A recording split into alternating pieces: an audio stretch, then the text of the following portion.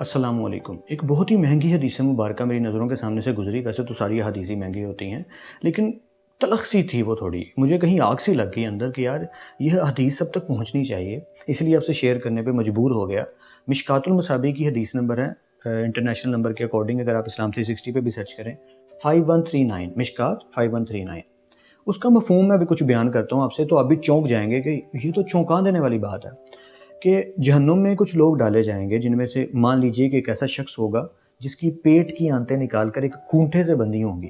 खूंटा होता है ना, जैसे जानवर हम बांधते हैं बड़ी ईद पे, तो ऐसे खूंटे से बंधी होंगी और लोग कोल्लू के गधे की तरह, जैसे कोल्लू चलता है तो वहाँ पर गधे भी होते हैं, कई दफ़ा ऊँटों को भी चलाया जाता है। मैं देखता भी हूँ आमतौर पे तेल निकालने के लिए ऊँट भी बांधे जाते हैं वहाँ पे। तो एग्जाम्पल दी जा रही है कि जहन्नुम में डाला जाएगा और उसकी पेट की आंतें निकाल कर, अल्लाह अकबर, रूह कांप रही है सोचते हुए भी, उसकी पेट की आंतें उस शख्स की निकाल कर एक लोहे के खूंटे से बांधी होंगी और कोल्लू के गधे की तरह वो उसके चक्कर काट रहा होगा। ज़रा इमेजिन कीजिए, पेट की आंतें बांधी और वो चक्कर काट रहा है। उसके पास दूसरे जहन्नमी आएंगे और आके कहेंगे, मैं अपनी लैंग्वेज में बोल रहा हूँ, सर, उस्ताद जी, बुजुर्गो, बाबा जी, सरकार, बड़े भाई साहब, जो भी गाइडर्स हैं दुनिया में, जो गाइड करते हैं, टीच करते हैं, लोगों को बड़े बड़े भाषण देते हैं, लेक्चर देते हैं, हम जैसे सो कॉल्ड मुस्लिम्स, अल्लाह ने देखिए उनके लिए सज़ा कितनी सख्त रखी है और स्पेसिफिक उनके लिए रखी है। तो वो शख्स उनसे आके पूछेगा कि आप तो हमें दुनिया में बहुत गाइड करते थे, बहुत समझाते थे, सही क्या है, गलत क्या है, क्या करना है, क्या नहीं करना, तो आप यहाँ कैसे और इस हालत में? तो ज़रा जवाब सुनिएगा, क्योंकि हमें अपने गिरेबान में झांकने की बेहद ज़रूरत पड़ेगी इस बात के बाद। तो वो शख्स जो जहन्नम में इतनी सख्त सज़ा भुगत रहा है, वो क्या कहेगा कि हम तुम्हें सिर्फ समझाया करते थे, कहा करते थे, बताया करते थे, करते हम भी वही थे जो तुम करते थे। अल्लाह ने उनको वो सज़ा नहीं दी, लेकिन टीचर्स को, गुरुओं को, बड़े भाइयों को, जो बड़े भी भाई हैं, बड़े लोग जितने हैं, बुज़ुर्ग हैं, टीचर्स हैं, सरकार हैं, गुरु जी हैं, उस्ताद जी हैं, पीर जी हैं, जो भी वर्ड्स आप यूज़ करना चाहें, जो गाइडर्स हैं, जो लोगों को समझाते हैं, बताते हैं, नोक झोंक करते हैं, नोक टोक करते हैं, उन सब के लिए अल्लाह ने सज़ा ही अलग कर दी कि भाई तुम तो दुनिया को गाइड कर रहे हो, अगर तुम भी अमल नहीं करोगे तो तुम्हारा तो बहुत ज़्यादा बुरा हाल करूँगा। एक और हदीस मुबारक है, अल्लाह कमी बेशी माफ़ करे। हज़रत अबू बकर सिद्दीक़ रज़ियल्लाहु तआला अन्हु ने सहाबा को रिक्वेस्ट की कि मैंने कुरान में ये पढ़ा है, एक आयत है जहाँ पे ये इसका तर्जुमा कुछ यूँ है, अल्लाह कमी बेशी माफ़ करे, कि मैंने नबी पाक सल्लल्लाहु अलैहि वसल्लम को ये कहते सुना था कि इस आयत का तर्जुमा ये मत ले लेना। वो आयत का तर्जुमा क्या है कि कोई अगर बुराई करता है, कोई गुनाह करता है, गलत करता है, तो उसका वबाल तुम पर नहीं आएगा। अब ज़रा गौर से सुनिएगा। हज़रत अबू बकर सिद्दीक़ रज़ियल्लाहु अन्हु ने कहा कि इस आयत का मतलब ये हरगिज़ मत ले लेना, मैंने नबी को कहते सुना था कि कोई वबाल आ रहा है, कि कोई बुराई कर रहा है, कोई गुनाह कर रहा है, तुम उसे ना रोको तो तुम पे उसका वबाल नहीं आएगा, ये ना मतलब ले लेना। मैंने नबी को ये कहते सुना था कि अगर तुम्हारे सामने कोई कुछ गलत करे और तुम खामोश रहे, तुमने कुछ नहीं किया, तो क़यामत के दिन जब अजाब आएगा उस पर बाद में आएगा, पहले तुम पर आएगा। Very dangerous.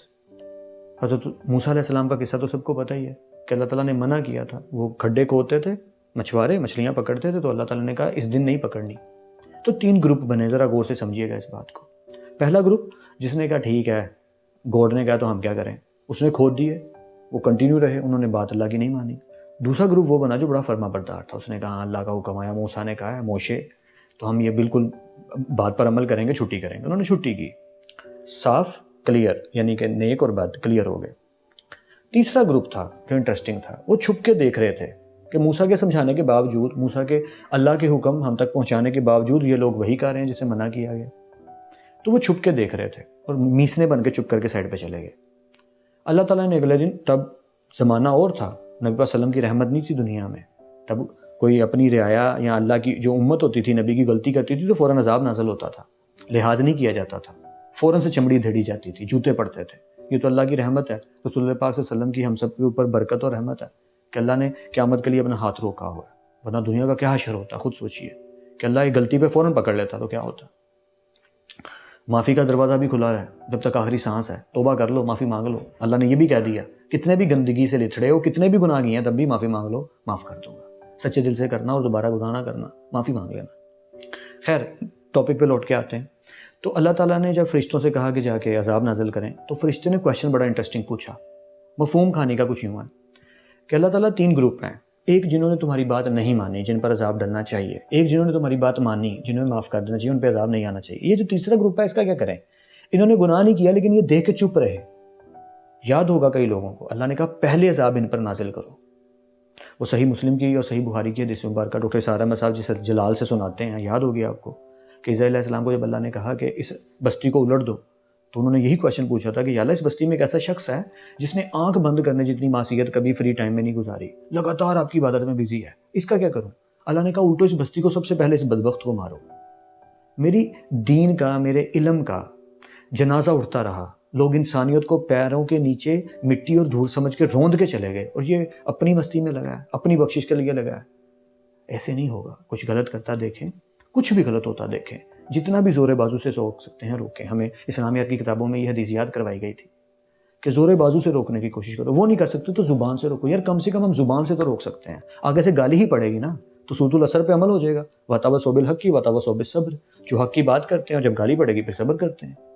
ون ویل نہیں کوئی کہہ رہا ہے، آواز تو دیں بھائی کیا کر رہے ہو، اور تینوں کی یہ چل نکل، آگے سے گالی پڑے گی، اٹس اوکے، پر آپ نے اپنی ٹرائی تو کی۔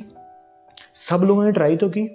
کوئی چونکوں میں کھڑے لڑکے لڑکیوں کو اگر تنگ کر رہے ہیں تو اپنی آواز تو اچھالی، بھائی کیا کر رہے ہو آپ، وہ تینوں کی چل نکلے تو کون ہے بھائی، تو بڑا بھائی، مذاق اڑے گا آپ کا، سب تماشے لگیں گے آپ کے۔ جہیز کی بات ہو رہی ہے، وہاں اپنی بات تو رکھیں کہ ایک باپ نے اپنی بیٹی بڑی کر کے ایک چھوٹے سے ٹکڑے سے ایک انسان بنا کے پڑھا لکھا کے اتنا خرچہ کر کے اب بدعا کرنے لگا تو بھی ٹینشن میں ہے کہ جیسے جسم کا ٹکڑا کاٹ کے دینے لگا ہوں کہ اللہ کرے مزاج مل جائیں، اب کوئی پریشانی نہ ہو فیوچر میں۔ اس ٹینشن سے رخصت کر رہا ہے تو ہمیں اس کے ساتھ ابھی اور کچھ بھی چاہیے، تو ہمیں باتیں کرنی پڑے گی، لوگوں کو سمجھانا پڑے گا، دہیج جیسی لعنت کو اپنے معاشرے سے جڑ سے کاٹ کے نکالنا پڑے گا۔ ہاں بیٹی کو جائیداد میں سب کچھ دے دیجئے، گفٹ میں جو دل کرتا دیجئے، لیکن دہیج جیسی لعنت کو نکالیے باہر، تاکہ جو غریب کی بیٹی ہے اس کے کندھے پہ جو بوجھ پڑا ہوا ہے یار وہ تو ہلکا ہو، وہ تو ختم ہو۔ تو مل کے ساری چیزیں کوشش کرتے ہیں۔ تو اس ایک حدیث نے مجھے جھنجھوڑ کے رکھ دیا جو میں آپ سب سے شیئر کر رہا تھا، مشکات کی 5139 ضرور پڑھیے گا اور دوسروں تک ضرور پہنچائیے گا، کیونکہ مجھے بہت فرق پڑتا ہے آپ تک یہ باتیں پہنچانے میں، اور اگر آپ کو میری باتیں صحیح لگیں، اس سے فرق پڑتا دکھے تو دوسروں تک بھی ضرور پہنچائیے گا۔